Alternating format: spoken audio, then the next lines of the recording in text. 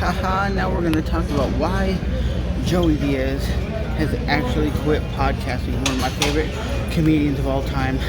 We're going to roll some clips of him talking about it, but here's my analogy on why the dude has quit being a stand-up comedian, being a podcaster for over 10 years. I wasn't getting any better at it. I put out the book. I'm all out of stories. I'm sick and tired of dipping into those stories, and I'll tell you why. I get anxiety from them. I don't know it, but I do eventually, because I'm thinking about that shit, so I had to shut off my mind to that. And I had shut off my mind to what's going to happen the next 3 months, and I'm just going to fucking play it by ear. You know what I think will happen? This is just between us. I think that I'll stop doing a podcast, and after about a month or two, you still got something to say. My wife don't want to hear it, and my daughter don't want to hear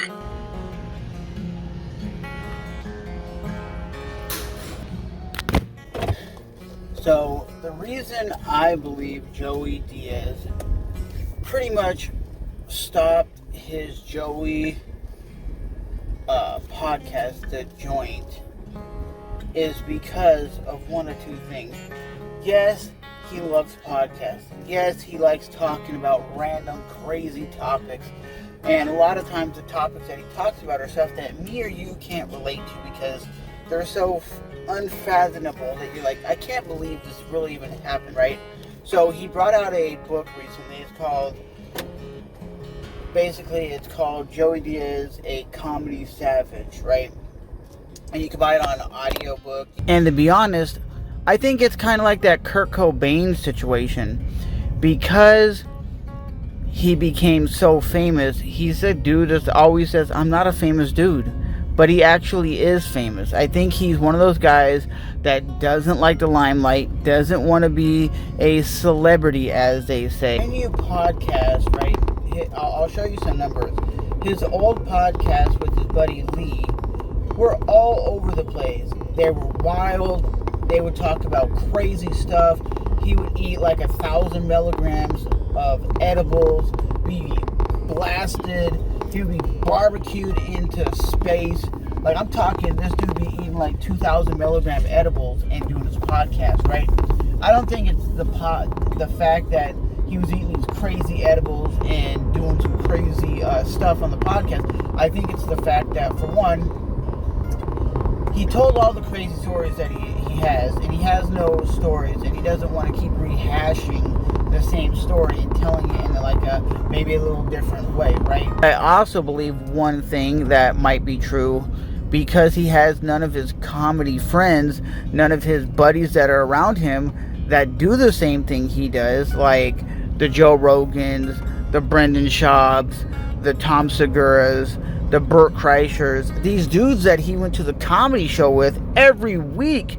These are dudes that he used to shoot the shit with, and to be honest, somebody,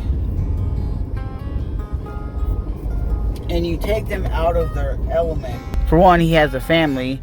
Two, like I said, he's not hanging around any other comedian or doing the comedian things with his comedian buddies. Like when he was in California, he would get up every day, go to the comedy show, and all his friends would be there. So he had people that he hung around for 20 years, and now like that group of friends aren't there.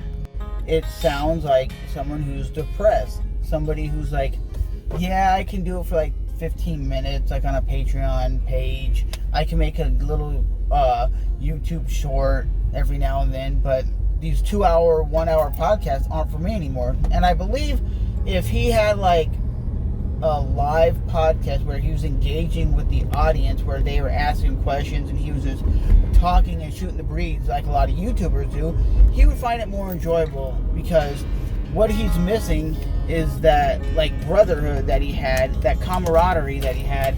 It's just like you or me, if you move out of the town that you live in and you move from, let's say, Jacksonville, Florida to Miami, it's going to be a cultural difference, a cultural shock. Why?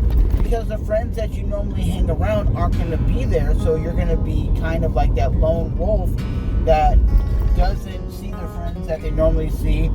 You're not going to go to that same club or that same bar or that same gym and see all your friends there. So remember that, guys.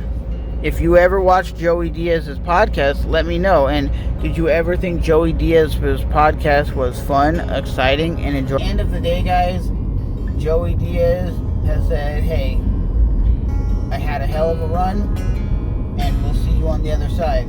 So maybe sometime down the road, we'll see another Joey Diaz podcast, because, like I said, it does have that Kurt Cobain vibe to it.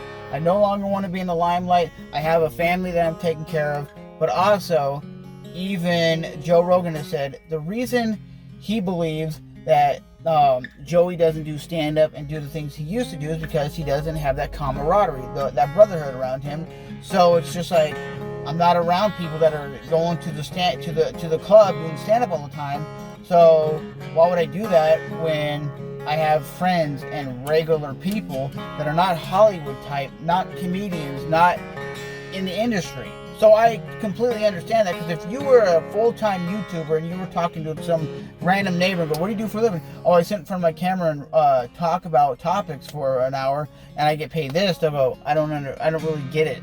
Or you say I stream video games online. A lot of people go, I don't really get that. But if you tell somebody straight up, I work at the UPS, I work at this company, they're going to understand that, because they go, okay, you get out of the house, you go to that place, you work for a company, you're not just talking into a webcam for 20 minutes and making a lot of money. Because a lot of people go,